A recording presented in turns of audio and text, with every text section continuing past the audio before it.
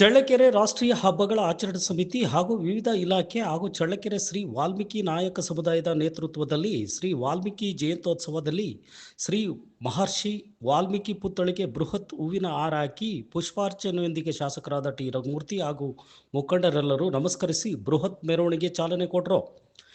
ಈ ಮೆರವಣಿಗೆಯಲ್ಲಿ ಗೊರವಯ್ಯನ ಕುಣಿತ ಹಾಗೂ ಜುಟ್ಟಿನ ಹುಂಜಗಳ ಕುಣಿತ ಗಮನ ಸೆಳೆದವು.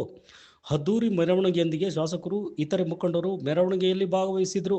ಈ ಸಂದರ್ಭದಲ್ಲಿ ನಗರಸಭೆ ಅಧ್ಯಕ್ಷರಾದ ಶಿಲ್ಪಾ ಮುರಳೀಧರ್, ಜೆಡಿಎಸ್ ತಾಲೂಕು ಅಧ್ಯಕ್ಷರಾದ ಪಿಟಿ ತಿಪ್ಪೇಸ್ವಾಮಿ, ಬಿಜೆಪಿಯ ಅನಿಲ್ ಕುಮಾರ್, ರಮೇಶ್ ಗೌಡ, ತಹಶೀಲ್ದಾರ್ ರೇಹನ್ ಭಾಷಾ, ಕಾರ್ಯನಿರ್ವಾಹಕ ಅಧಿಕಾರಿ ಎಚ್ ಶಶಿಧರ್, ಪರಿಶಿಷ್ಟ ಪಂಗಡದ ಅಧಿಕಾರಿ ಶಿವರಾಜ್, ಬಿಸಿಎಂ ಇಲಾಖೆಯ ಅಧಿಕಾರಿ ರಮೇಶ್, ಬಿಜೆಪಿಯ ಜೈಪಾಲಣ್ಣ, ಬಾಳೆಕಾಯಿ ರಾಮದಾಸ್, ಟಿಜೆ ತಿಪ್ಪೇಸ್ವಾಮಿ, ನಾಯಕ ಸಮುದಾಯದ ಪ್ರತಿನಿಧಿಗಳು ಹಾಗೂ ಮುಖಂಡರು ಹಾಗೂ ಸಾವಿರಾರು ಸಂಖ್ಯೆಯ ಸಮುದಾಯ ಕಾರ್ಯಕರ್ತರು ಈ ಮೆರವಣಿಗೆಯಲ್ಲಿ ಭಾಗವಹಿಸಿದ್ದರು.